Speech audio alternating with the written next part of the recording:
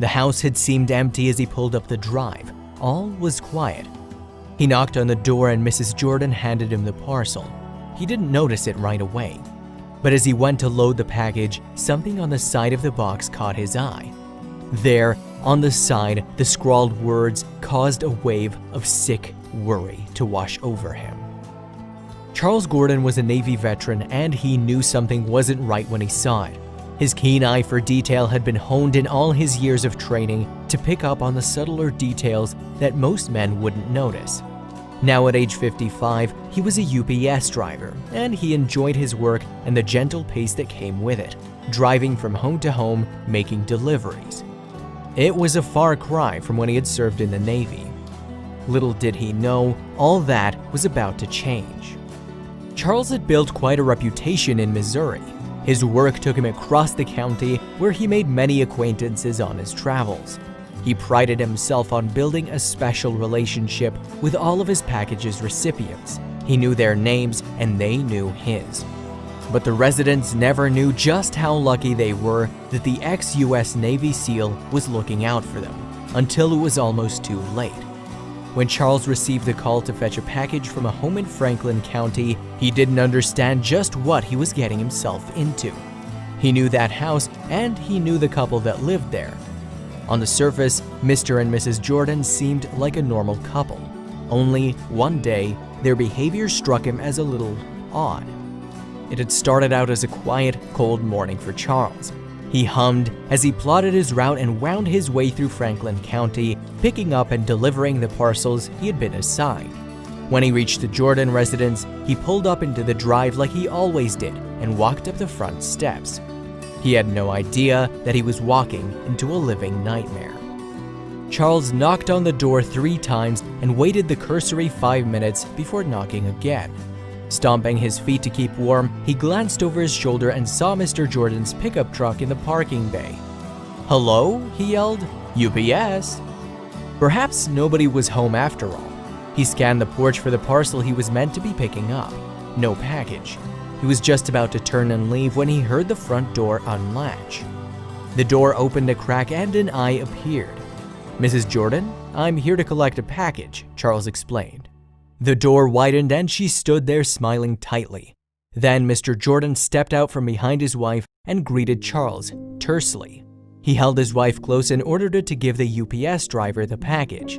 But as she did, something in her eyes told Charles that something just wasn't right.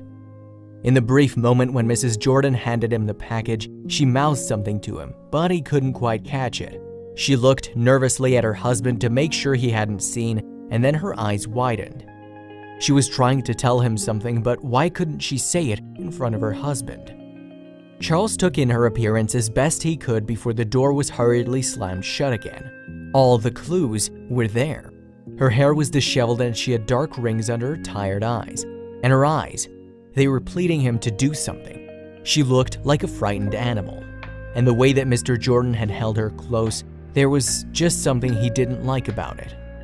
He was concerned at first but tried to shrug the feeling of worry off. Perhaps he was being paranoid. After all, what his clients did behind closed doors wasn't any of his business. Maybe the couple had had an argument. That must be it, he reasoned, before walking back to his truck. But when he put the parcel in the back, he saw what she had been trying to tell him all along. "Call 911" was scrawled on the side of the box, on the side that she had carefully kept facing away from her husband as she handed it to him. His heart began to race and a metallic taste crept up his throat. He glanced back at the house and saw Mr. Jordan watching him coldly from the window. He instinctively knew that he had to act like nothing was wrong, or it would all be over.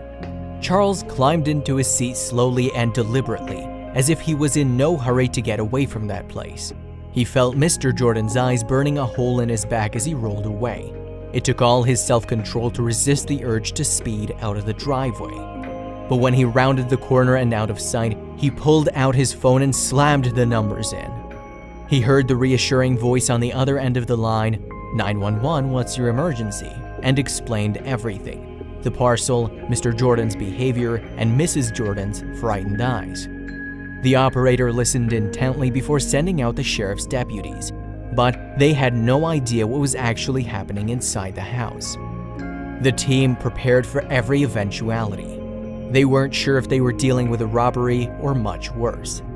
From the information that Charles had given them, they assumed the couple was being held hostage, but they were also very wrong. Like a well-oiled machine, they mobilized and raced to the scene. Everyone knew that time was of the essence. In less than 10 minutes, authorities were swarming the house on Willow Ford Road. Franklin County Sheriff Sergeant T.J. Wild led the operation. They stormed up the front steps and called. Mr. Jordan seemed like he had been taken by surprise, but he refused to cooperate with the authorities, slamming the door in their faces. Now that they knew that what was going on had everything to do with Mr. Jordan, they weren't about to take it lying down. Sheriff Sergeant T.J. Wild checked Mr. Jordan's records and discovered that he had been arrested before. They also feared that he had a weapon inside the house.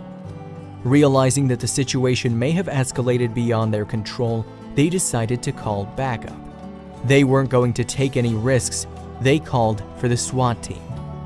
Mr. Jordan quickly realized that his best option was to surrender, which thankfully for him, he did before the SWAT team arrived.